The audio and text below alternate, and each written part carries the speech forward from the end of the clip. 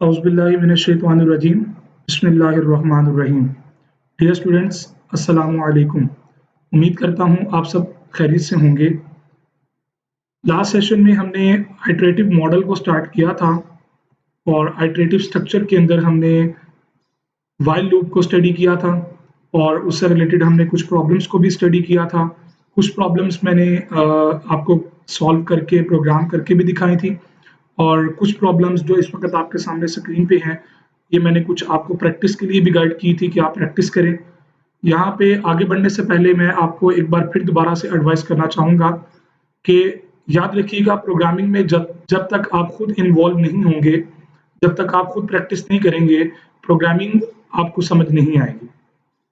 अगर ये बात आप अच्छे तरीके से अंडरस्टैंड कर लेते हैं और साथ-साथ आप प्रैक्टिस नहीं करते, तो याद रखिएगा आपकी प्रोग्रामिंग कभी भी आपको कमांड नहीं दे सकती।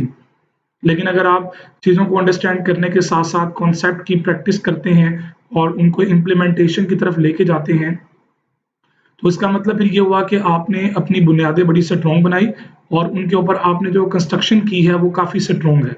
आपकी प्रैक्टिस आपको सक्सेसफुल बनाती है। दुनिया में जितने भी बड़े-बड़े प्रोग्रामर्स हैं वो सिर्फ़ कॉन्सेप्ट को पढ़ के समझ के कामयाब नहीं हुए। उन लोगों ने प्रैक्टिस की हैं और प्रैक्टिस यहाँ पे मैं थोड़ा-सा प्रैक्टिस की डेफिनिशन को डिफाइन करता चलूँ। प्रैक्टिस डज़न्ट मीन कि जो काम हमने वीडियो लेक्चर में किया बस वही उसको खुद कर लें। हाँ, ये काम तो है कि जो लेक्चर्स के अंदर आपने स्टडी किया, जो प्रैक्टिस मैंने करवाई हैं, आप उनको भी करें, जो प्रॉब्लम्स देता हूँ, उनको भी सॉल्व करें। प्लस आप अपने माइंड को थोड़ा-सा क्रिएटिव बनाएँ।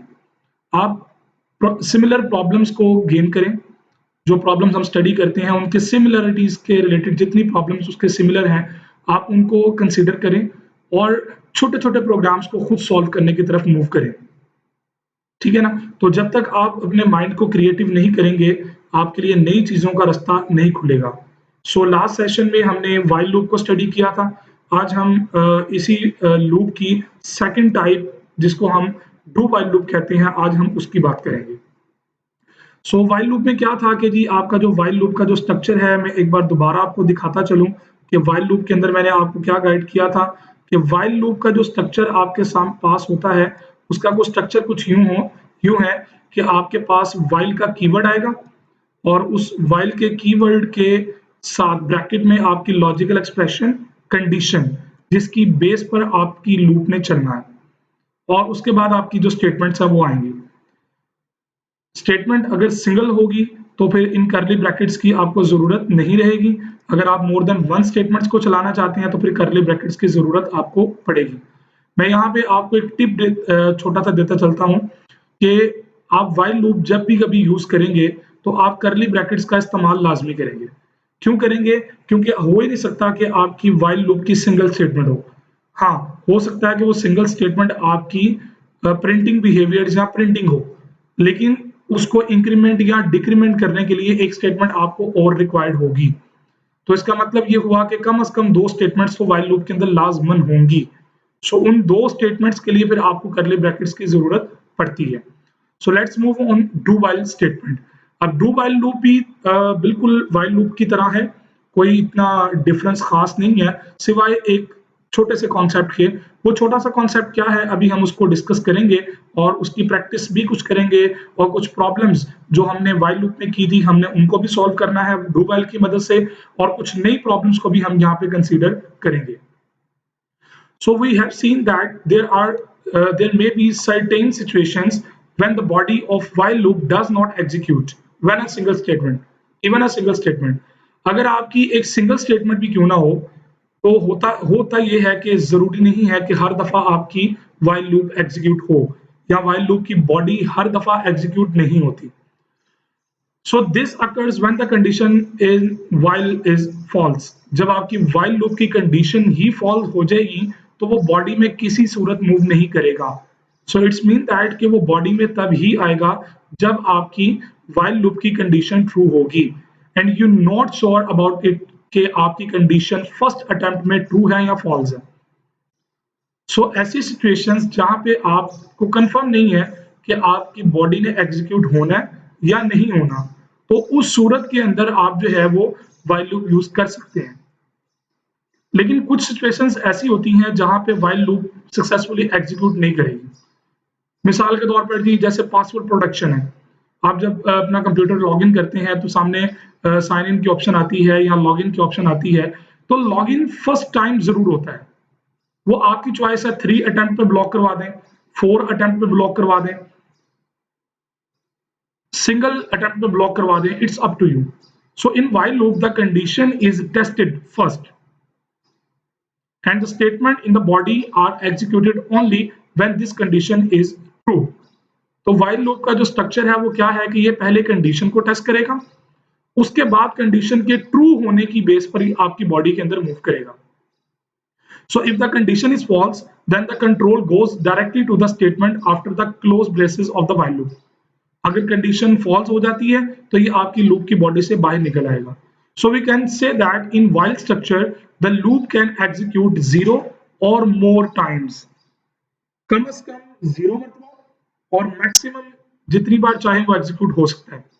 So there may be situation where we have need that some task must be performed at least once। मिसाल के तौर पर जी आपने कहा कि जी किसी स्टूडेंट की अगर एज जो है वो लेस देन 15 है, 15 साल से उसकी एज कम है, तो वो जो है वो बीकॉम के लिए एलिजिबल नहीं है।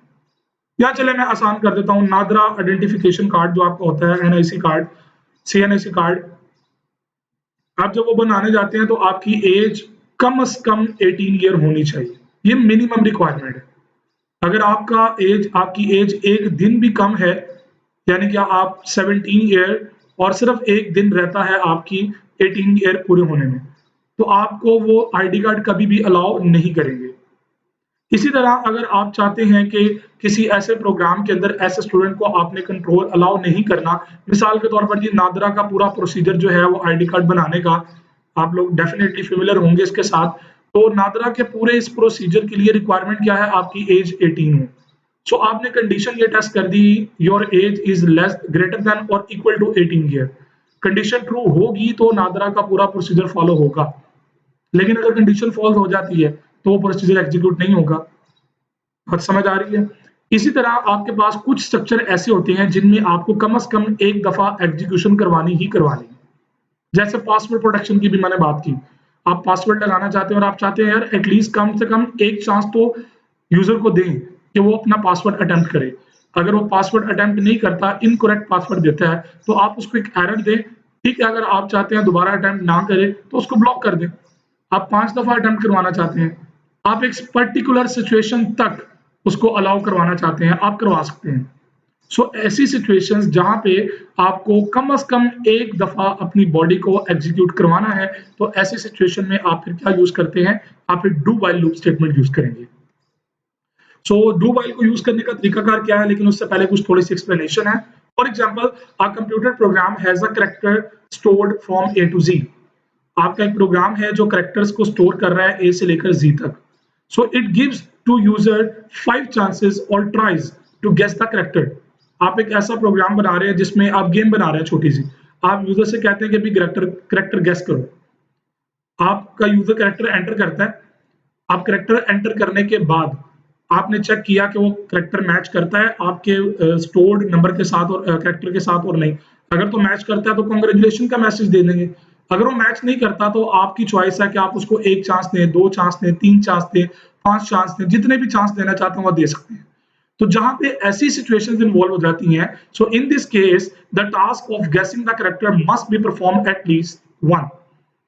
कम से कम उसको एक दफा कैरेक्टर गेस करने का चांस जरूर देंगे।